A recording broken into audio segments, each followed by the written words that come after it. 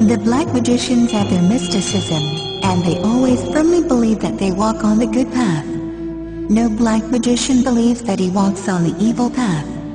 The path of black magic is a broad way filled with vices and pleasures, but the ultimate end is total loss.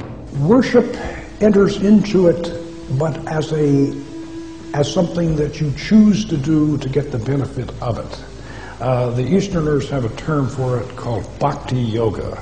It means the yoga of worship, but yoga is a system. So if we worship a deity, a goddess, or a god or something like that, we're doing it for a purpose.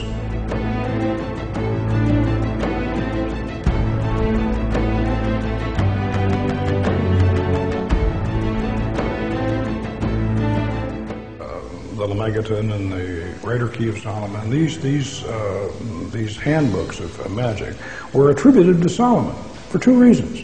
Number one, he was the great magician, the legendary magician, and number two, these people were afraid to put their real names on the books because they'd get burned at the stake.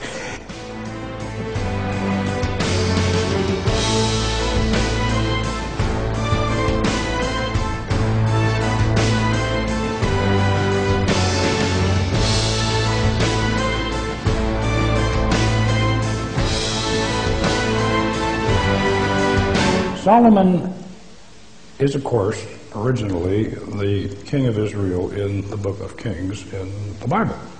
And he lived around 800 BC, and he was the great king who built Solomon's temple.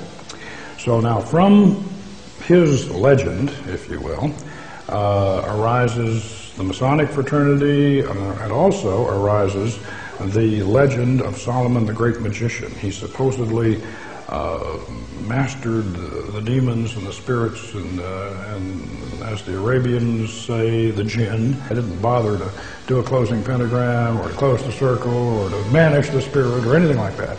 So we just left.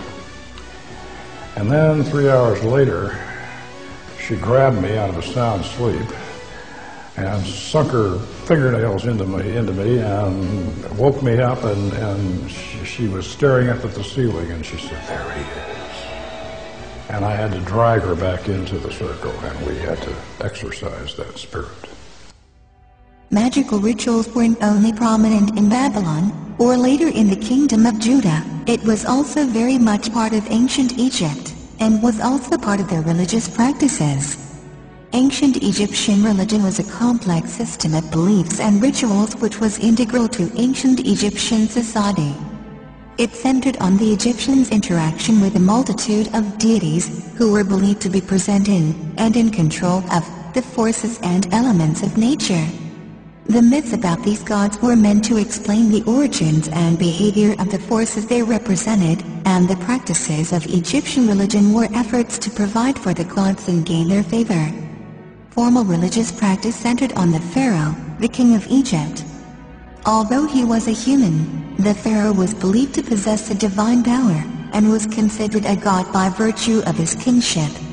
He acted as the intermediary between his people and the gods, and was obligated to sustain the gods through rituals and offerings so that they could maintain order in the universe.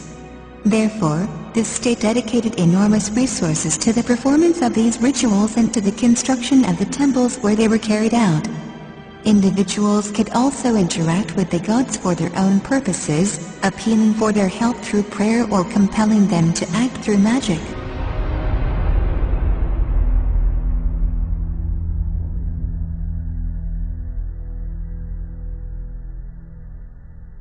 As the mystery religion spread all over the world from Babylon, they found expression in all countries of the ancient world, with only a change in the names of the gods and slight variations in the rituals. While the mystery religions were practiced in all of the countries of the ancient world, it was in Egypt where centuries of devotion developed them to their highest degree. According to Mason Manly P. Hall's book, Freemasonry, the Ancient Egyptians, and I quote, "It is now generally acknowledged that the Egyptians, of all the ancient peoples, were the most learned in the occult sciences of nature. The wisest of philosophers from other nations visited Egypt to be initiated in the sacred mysteries by the priests of Thebes, Memphis, and Hermopolis. There is indeed, as we have established, a very definite link between the Egyptian mystery religion and the Masonic Lodge. This link can be readily established from the words of Masonic authors, and testimony can be provided to remove all reasonable doubt. In the book, The Meaning of Masonry, by past Provincial Grand Registrar W.L. Wilmshurst, we find the statement, and I quote, "I am acquainted, for instance, with an Egyptian ceremonial system, some 5,000 years old, which taught precisely the same things as Masonry does." In the book, Freemasonry: Its Hidden Meaning, by George H. Steinmetz, we find the statement, and I quote, "Regardless of the origin of the modern lodge, or the name Freemason, we can, after freeing the symbolism of modern adaptations, discern in Freemasonry the outline of the teachings of the ancient mysteries of Egypt." In the same book, Mr. Steinmetz makes the statement connecting Freemasonry and the Egyptian mysteries. And I quote, "If the symbols can be consistently interpreted in this manner, throughout the 3 degrees we have confirmed Freemasonry to be the reincarnation of the ancient mysteries of Egypt." 33-degree Mason Manly P. Hull relates the efforts of early Masonic historians to link Hiram Abiff to the Egyptian mystery religion. Early Masonic historians such as Albert Mackey, Robert Fregould and Albert Pike were of a single purpose in their efforts to establish a definite correspondence between the Hiramic legend of Freemasonry and the Osiris myth as expounded in the initiatory rituals of the Egyptians. From the Lost Keys of Freemasonry by 33rd degree Manly P. Hull, man is a god in the making, and as in the mystic myths of Egypt on the potter's wheel he is being molded.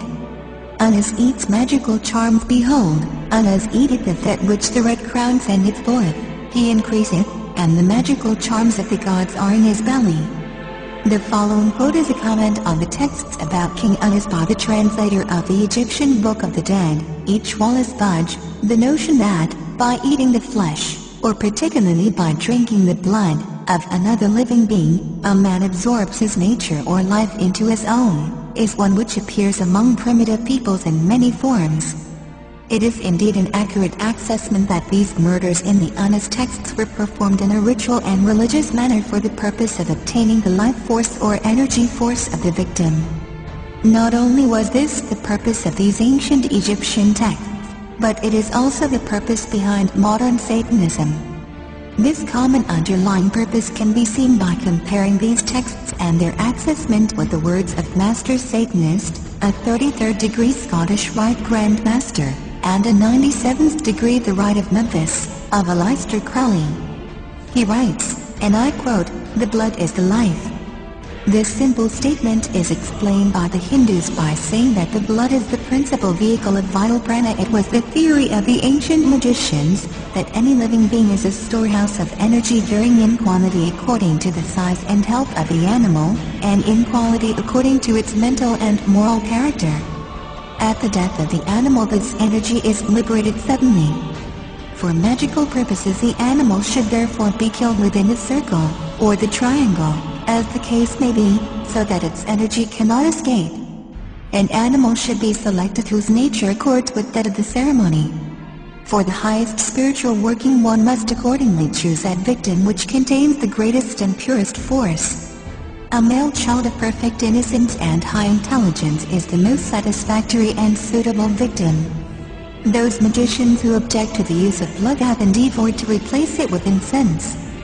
But the bloody sacrifice, though more dangerous, is more efficacious. And for nearly all purposes human sacrifice is the best.